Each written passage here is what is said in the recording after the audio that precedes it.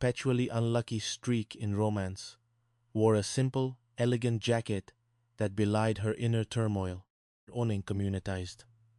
Hate she clutched, of sparkling water, her eyes darting nervously around the room. Offiyemas lead. Was Joseph Joe Sterling Izzy's theatrical friend and Art Finley's now ex-partner. Joe, never one to undersell a situation, bustled in, carrying a truly enormous, suspiciously vintage bottle of wine. Omitize. Hello. Hey Art, Joe announced loudly, seemingly forgetting Art was persona non grata. He quickly corrected himself, seeing Art's empty chair. Hey there. Oh, some look. You brought us a bottle of wine, Joe. How utterly charming. On to be. Joe beamed. Yes. Limot picked it out myself. It's me and Bamisao vintage, a true masterpiece of viticulture. It's a Motni Nam Dola bottle, easy. A small gesture for dear friends. On unison. We just wanted to show you that we appreciated you. And your excellent taste in incredibly expensive libations. She looked at the label, her eyes wide, eyes high. Yeah, well, you sure feel appreciated tonight, Izzy, it Cassie, Price drawled, sauntering in, a sly smirk on her face. Now, come on, Izzy, help me put this on ice. Oh, Izzy looked at the bottle. Then at Cassie. It's red, Cassie. Red wine is meant to be served at room temperature, darling. Your lack of wine etiquette, darling, is appalling. Cassie merely shrugged. All right. Well then, let's put this on heat then. Perhaps a nice warm mulled wine for the winter evening. It is still a perfectly delightful beverage. Quatisoend, whose discomfort had been steadily escalating, is intervened. Why dice? Munster, you come with me, Forest End. This incredibly heavy. This Motnam Dola bottle of wine, darling, is too much for your delicate hands. Why don't you bring your fine self over here and help me open it? And then perhaps we can have a little chat about your guest list. Onaklai traumatized. Frowned. Did you invite them, Dave? Hell, no. Mod de not. Invite them. She gestured vaguely at the doorbell, which had just chimed again, followed by the sound of muffled voices. On the Joe. Dave demanded, awking Inaby. Izzy. And Dave. You guys were talking about having dinner right in front of him earlier today, remember? What was Mort supposed to do? Not invite them? That would have been profoundly rude. And quite frankly, darling, the more the merrier for Josephine's grand, romantic unveiling. Ocean be asleep. Diney opened. Room flowed a veritable river of men. On Vern de Geis dissest. Two in Bill John's eye.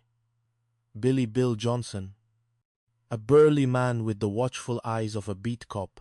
And Scotty Green, a charming high school football coach whose athletic build suggested a healthy regimen of squats and self-confidence. Only was Ronnie Monroe and Greg Holloway.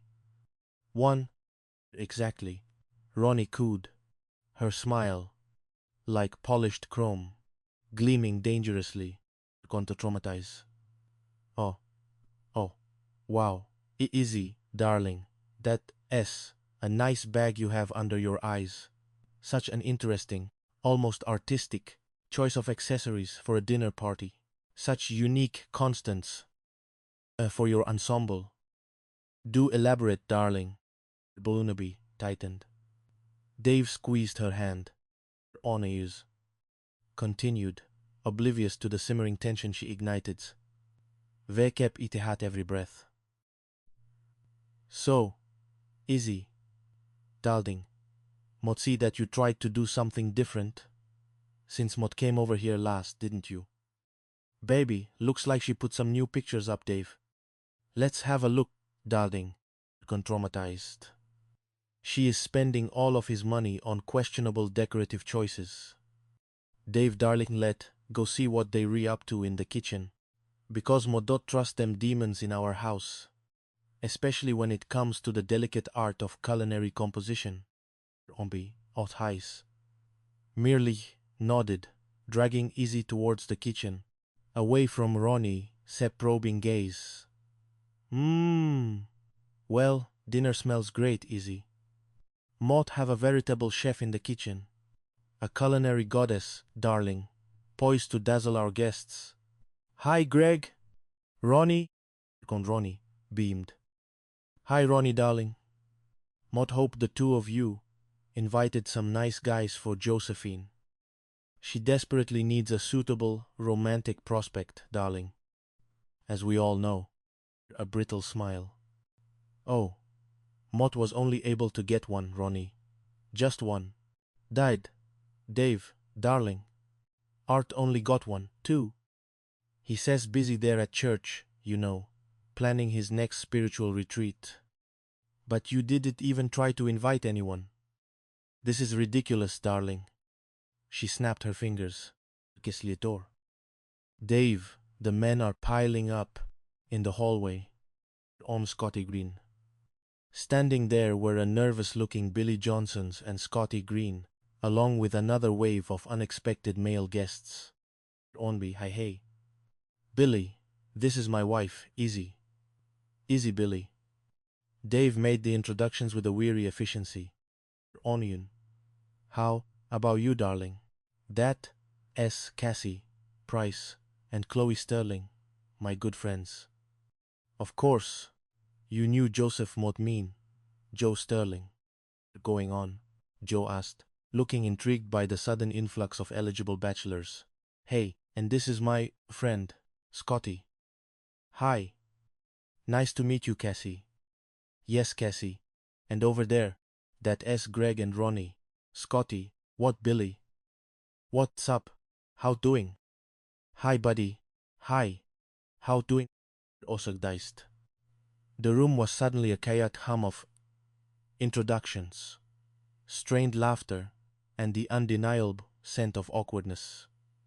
Dave merely surveyed the room, his eyes scanning Ia Gehet man, then glancing at Ronnie, who was now subtly Gehebi.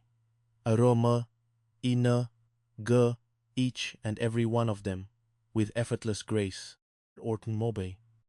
So you know them, baby. On again. Yeah, baby. We all work out of the same gym together, darling. A veritable brotherhood of brawn and bench pressing. How in the hell does she know every man in this room, Izzy? You sure do know how to pick 'em. He looked pointedly at Ronnie, traumatized. Izzy, exasperated beyond measure, glared at him. Well, Mott have picked you, my little cactus. And you, darling, are my unique, prickly delight. Now, darling, go shut the door, please. We are not accepting any more spontaneous male guests tonight. Ondumel Baishal has the credibitai, Binoffen Lucy, Dronny and C, traumatized. She stalked towards the door, then turned back each and every one of the eligible bachelors, engaging them in intense, whispered conversation. On Libby. Fool. Hey, hey, everybody. Hey, hey, hey, hey, Scotty. Hey, everybody. This is Josephine Vance, darling. The woman of the hour. Your prime romantic target. We looked up, her face flushing crimson. She managed a shy, nervous smile. Wani, however, swooped in, already attempting to redirect the men's attention to herself. Wentley. Hey, Ronnie. Hey, look. Break that up, Izzy. Can you please let Joe stay here for a minute? Why? Because your man, Dave, is over there, darling, looking positively smitten. Joe, darling, that is a beautiful jacket you have on tonight. Truly exquisite. A weak, appreciative nod. Thank you. Here, Joe. Have a seat, darling. Yeah. Be cozy. How you doing, Joe? All right. So, Scotty, Josephine works with me